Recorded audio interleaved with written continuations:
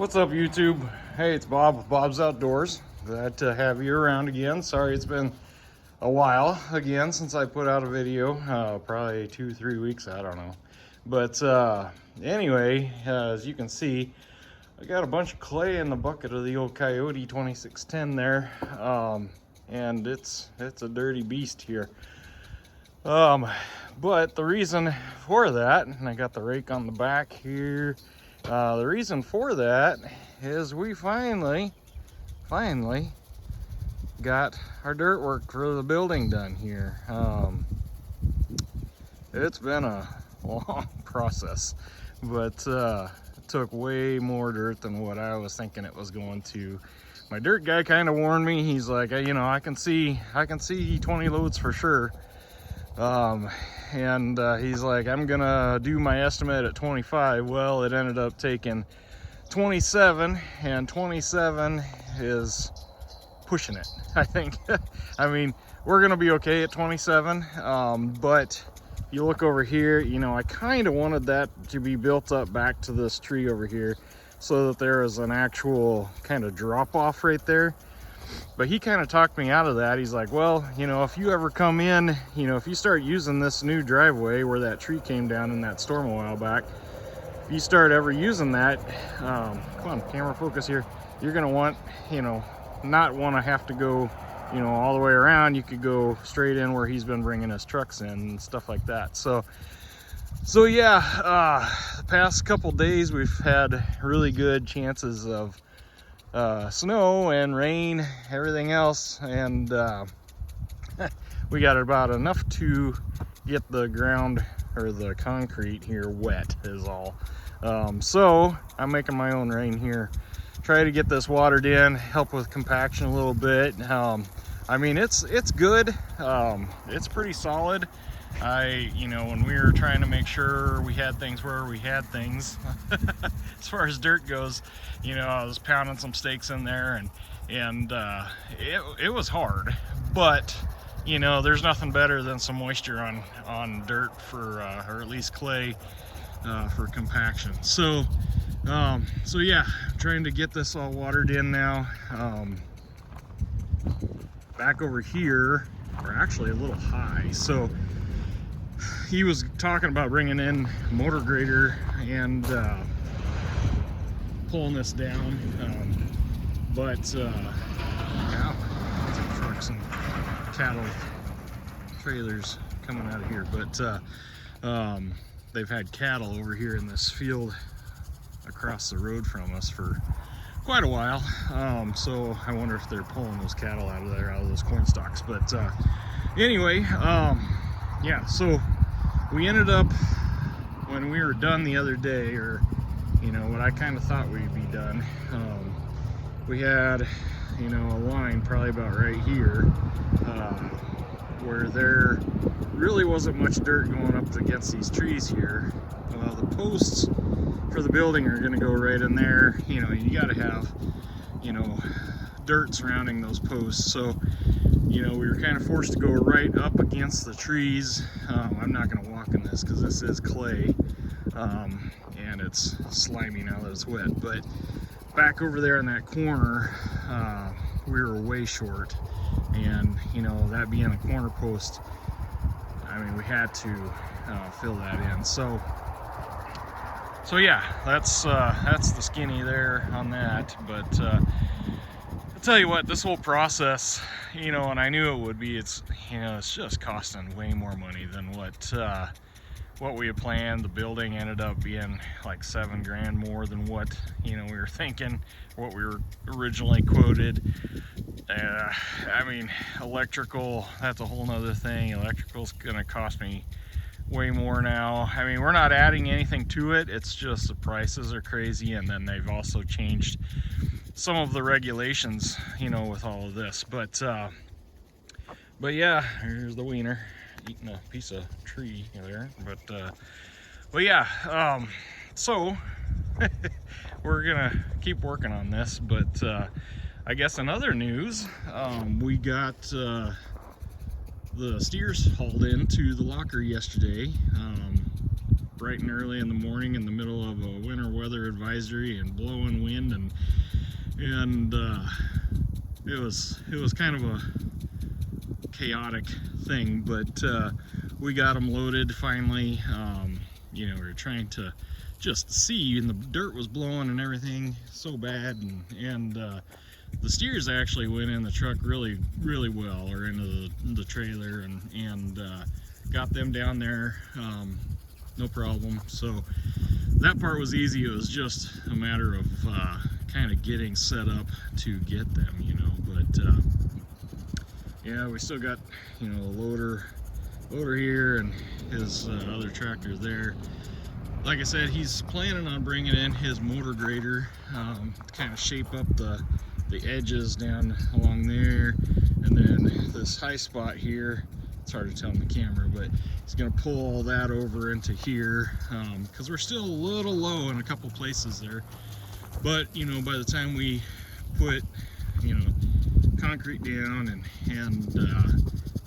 bring in some slag, which around here we've got some steel plants, and slag is a byproduct from those steel plants, and it's kind of like a 0 to 1 rock, I guess is what you would call it. It's got fines in it, but it's more like a gravel. But it's kind of hard to explain, but it looks like rock, feels like rock, but it's actually a metal byproduct. It's when they dip the steel, I believe, that's the stuff that kind of comes up to the surface and ends up hardening, and then I don't know the whole process, I guess, but it's a good material for like in front of buildings and around buildings. If you're going to be driving on it, it packs in real hard. You know, we've got this rock here. You know, this is kind of I don't know, 1/2 to 1 inch, I suppose, rock, something like that, 1.5 inches. And this is kind of like driving on marbles. It doesn't really compact at all, you know. So we're gonna bring in slag on this. Like, you know, we're in northeast Nebraska, so we don't really have anything real fine unless you would go with crushed concrete, which, you know, could be an option. But I'll take you over here on the side. This is another kind of issue that we're gonna have to address. So my driveway, you can see this orange flag right here, and there's a red mark on the concrete here too. So my driveway is gonna shoot off, you know, almost about to where that berm is there, you know, and then we'll drive into the building that way. So the problem is, you know, we're talking about 6 foot, might be over 6 foot drop off here. Show you here so you can kind of see what we're dealing with here. So there's that gate that we put in where the wiener's going there, just so that I can kind of maintain the neighbor's property over there too, so she doesn't do anything with it. But it's a whole nother video. You can go back and watch that one too. But so I mean, we've got this clay, which really isn't compacted on the edge here, all the way around. I mean, if I had lots of money, I could do a retaining wall or something fancy like that. But I think what we're gonna end up doing is watering the crap out of it, you know, get it good and wet, as they say, and hopefully it'll kind of compact itself, get some good seed growing on there, and plant it into grass. And then we'll probably end up taking some busted concrete, something like that, and kind of laying it, you know, up on the side there, kind of like rock, just to kind of hold that stuff too, so it doesn't start to all slide downhill here. But I mean I'm 6 foot and just over 6 foot with boots on, and you know, I'm looking, you can see, I mean, this, I'm eye level here, and we're looking right even with the dirt there, the dirt level.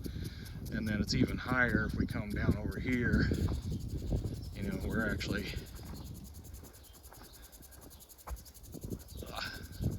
right here.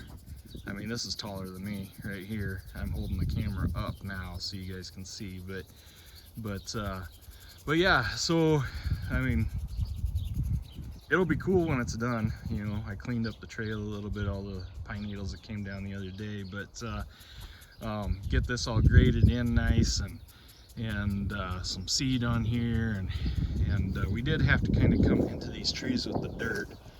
I don't know if you can really see that very well, but we pushed the dirt all the way into the trees. But these trees are cedars, and cedars, you know, don't rot very well anyway. I mean, they do, but it takes them a lot longer. And the backs of the trees are all still exposed to air. So, you know, I think they're gonna be fine like that. And if they do, you know, if they do die, we've got smaller ones over here. So, you know, on the other side that are still planted. So, but yeah, so I took some time off work this week, try to get all of this kind of stuff wrapped up. Yeah, it's just been been a kind of a interesting deal here, but trying to get this stuff ready to go so that the building can come. It's ordered, probably be, I'm guessing, about a month till the posts get here, posts and rafters, or trusses, whatever you want to say. And then God, I think the next one is steel. Steel will come after that. After they get the framing done, they'll pour the concrete, then they'll put the steel on, and then after that, insulation and all the other last things, I guess. But so another issue that came up is I was planning on doing most of the wiring myself. Well, got a call the other day from the guy that was going to kind of help me do the hookups and all of that, and he said, I got bad news. And I said, well, what's that? And he said, well, as of this week they changed the regulations, so it basically takes all the power away from the homeowner. You have to hire everything done, basically, or go through a contractor. You can't trench in anything by yourself anymore. You have to have a trench inspection done at the time. You can't bury it. You can't, I mean, you can, but it has to be all done with a contractor and has to be inspected before you bury it from the pole, which we're coming off of this pole right here. And we'll come across all the way to right in here somewhere, I suppose, is where the panel will be. And then I can't hook anything up myself anymore. I can help pull wire. That's basically, in a short story, that's what it comes down to. I can pull wire. Well, so now I gotta hire a contractor, which stinks because I can do this stuff. I've got the skills. You know, the other buildings that I've done the wiring myself. You have it inspected at the end, and you know, you have to have a permit, but you have it inspected at the end. Inspector signs off on it, electrical inspector signs off on it, and you're good. But now none of that applies anymore, so it's frustrating.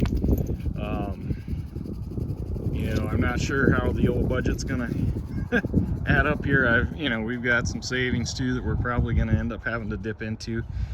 That stinks. Didn't want to do that, but right now everything's just costing so much more, you know, between the electrical and I mean, we're spending extra money on dirt.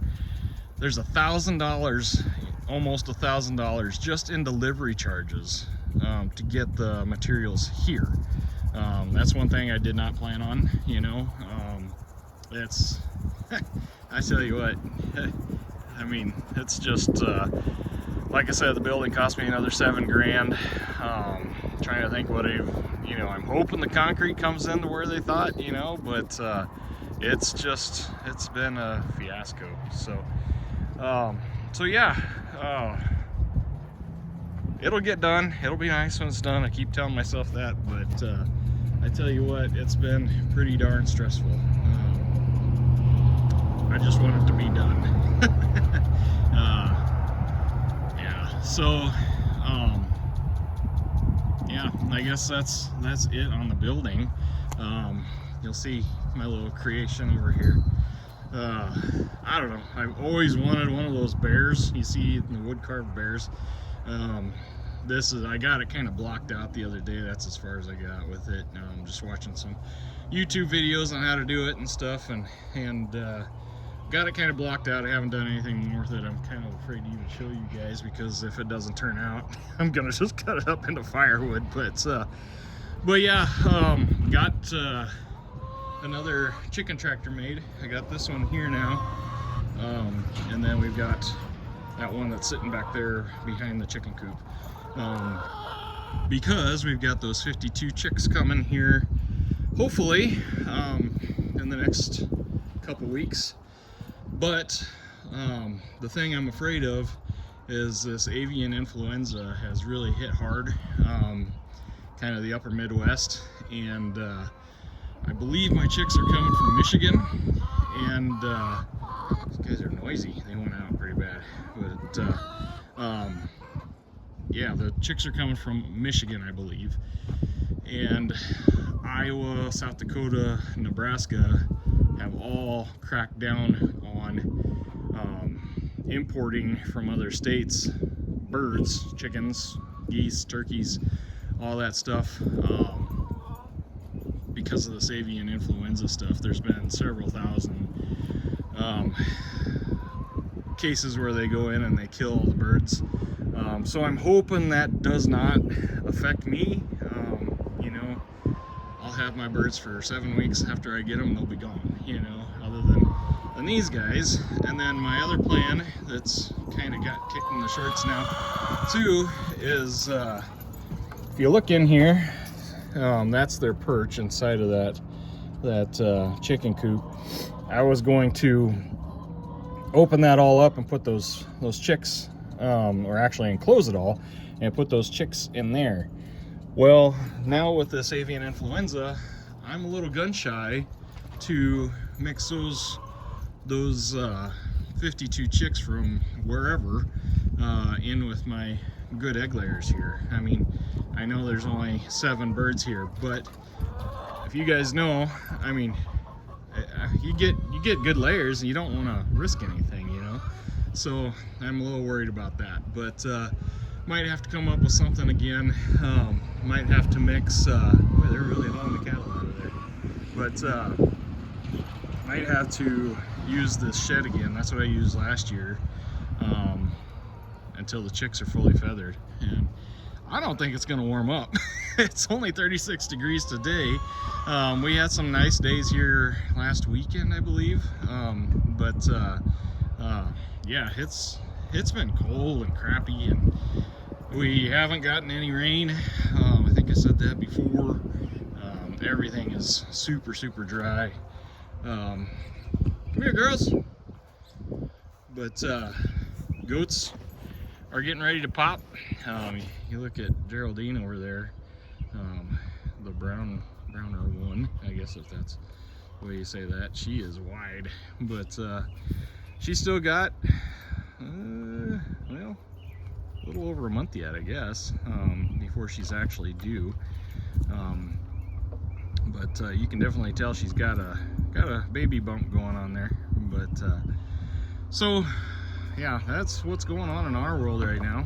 Should be getting that steer back from the locker here a couple weeks probably. They let them hang for a while, and let them age, and then they process it. But it'd be good to have that in the freezer.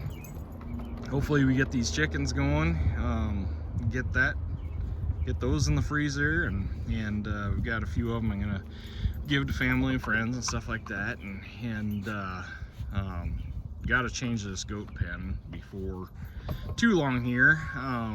so we can get the garden going too. But with everything going on right now, I don't know. I mean, we need to do the garden. I mean, it's not that I even want to. We need to do the garden, but gosh, it's just hard to get motivated to do it this year. I love doing that stuff, you know, normally, but this year we just have so much stuff going on. This building has really kind of kicked my butt as far as motivation goes, just because I've been doing so much with that. The contractor I've got, he's a good guy and everything, but he's getting up there in age, and he's kind of been struggling with some of the things, and he's broke down a few times, and I've actually had to help him get things going a couple times, and used the old Coyote the other day because his other tractor pooped out, and had to use that to push all the dirt into those corners, so that we had enough dirt around those posts like we were talking before. But I did go and picked up all the stuff to do the 200-hour service on this thing. I think I'm at like 195, but I need to get this thing all cleaned up. It's dirty, and it's been beat on pretty bad lately. Been working hard, but need to get all this, you know, oil from the hydraulics, hooking and unhooking and all that, and that clay, dirt, and everything just sticks to it. So I need to get that all cleaned up, and probably even put a coat of wax on her, and get the front differential oil changed out. It still has the ATF in there right now. I want to put in the must be a bird or something up underneath there, but want to put the 80/90 in the front axle.